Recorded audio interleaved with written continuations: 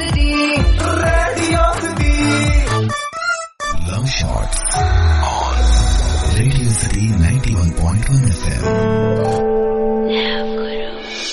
త్వరగా తయారవ్వు, ఆసుపత్రిలో ఉన్న నా ఫ్రెండ్ ని చూసుద్దాం. శ్రీవారి కేకతో కంగారు మొదలయ్యింది. సీరియస్ ఏం లేదులే, చిన్న జబ్బే. నా గాబరా గమనించి ఆయనే చెప్పడంతో ఊపిరి పీల్చుకున్నాను. నా మనస్తత్వమే అంతా. నా అన్న వాళ్ళు కష్టంలో ఉంటే తట్టుకోలేను, మావారు కూడా అంతే. ఆసుపత్రిలో పలకరింపులు అయ్యాయి. పండ్ల సంచిని ఆయన చేతిలో పెట్టి లేవబోతూ ఉంటే పక్క బెడ్ నుంచి ఒక్కసారిగా అరుపులు, కేకలు. ఒళ్లంతా కాలిన ఓ అమ్మాయి దీనంగా అరుస్తోంది. బయటకొస్తుంటే ఆమె తాలూకు బంధువులు కనిపించారు. మనసు కలుక్కుమంది.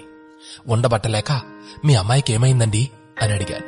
దేవుడి దగ్గర దీపం వెలిగిస్తూ ఉంటే ప్రమాదవశాత్తు అంటుకుంది అని ఏడుస్తూ చెప్పారు ఆమె అన్నా వదినలు. అమ్మా నాన్నలు లేరట. చాలా పేద కుటుంబం. ఇప్పటికే చికిత్సకు చాలా ఖర్చయిందట. చెల్లెలి కోసం ఆ అన్నయ్య పడుతున్న తపన చూసి నా కళ్ళు చెమర్చాయి. 5,000 రూపాయలను వాళ్ల చేతిలో పెట్టి అక్కడ్నుంచి కదిలాం. ఈ సంఘటన జరిగిన 3 నెలల తరువాత, నేనండి ప్రసాద్ని.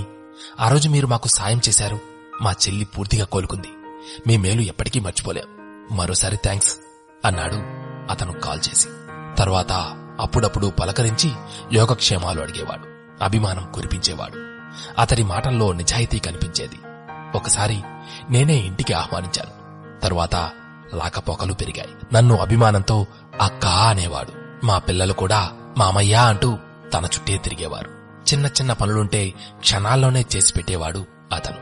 రక్తం పంచుకు పుట్టిన అక్కా తమ్ముడిలా మా బంధం బలపడింది. అలా ఏడాది గడిచిపోయింది. అక్కా, నేను చీటీ పాడా, హామీ సంతకం పెట్టవా అన్నాడో రోజు. ఏదో వ్యాపారం పెడతాడట. 2 రోజులు బాగా ఆలోచించాను. మేం ఆదుకుంటే వాళ్ల కుటుంబం బాగుపడుతుంది. మా చేతి అన్నం తిన్నవాడు మోసం చేయడు అనే భరోసాతో సంతకం పెట్టాను. కొద్ది రోజులకే ఇంకో లారీ కొనాలి అనుకున్నాడు. ఈసారి మా వారి వంతు. ఏడాది పాటు చీటీ డబ్బులు బాగానే కట్టాడు. ఆ తరువాతే మొదలయ్యింది మమ్మల్ని నిలువునా ముంచే కార్యక్రమం. రోజూ ఇంటికి వచ్చేవాడు. వారం రోజులుగా పత్తాలేడు. కాల్ కూడా చేయలేదు. మనసేదో కీడు శంకించింది. వాళ్ల ఇంటికి పరిగెత్తాం.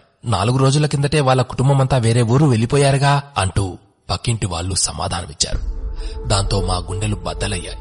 10 రోజులు ఇంట్లో మౌనవ్రతం. ఏం చేయాలో తెలియలేదు. అతని బంధువుల ఇంటికి వెళ్ళాం. ఏంటి, మా వాడు పారిపోయాడా? తను అలాంటి వాడు కాడే అంటూ మమ్మల్ని యగాదిగా చూశారు.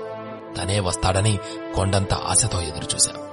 నెలలు ఏళ్లు గడిచినా రాలేదు. కాని డబ్బులు కట్టమంటూ మేము సాక్షి సంతకం పెట్టిన వారి నుంచి నోటీసులు మాత్రం వచ్చాయి. అప్పులు చేసి నగలు తాకట్టు పెట్టి 10 లక్షలను చెల్లించాం. ఆ పీడ వదలడానికి 4 ఏళ్లు పట్టింది. మంచితనానికైనా హద్దులుండాలి అని మా పెద్దలు అంటుండేవాళ్ళు. అప్పుడు అర్థం కాలేదు. ఇప్పుడు అనుభవంలోకి వచ్చింది. ఇలాంటి తమ్ముళ్ళు, అన్నయ్యలు మనల్ని మోసపుచ్చడానికి కాచుకొని ఉంటారని అప్రమత్తంగా ఉండక తప్పదు. మా కథ మరికొందరికి కనువిప్పు కలిగించాలని మనసారా కోరుకుంటూ ఓ సోదరి. Radio City Podcast.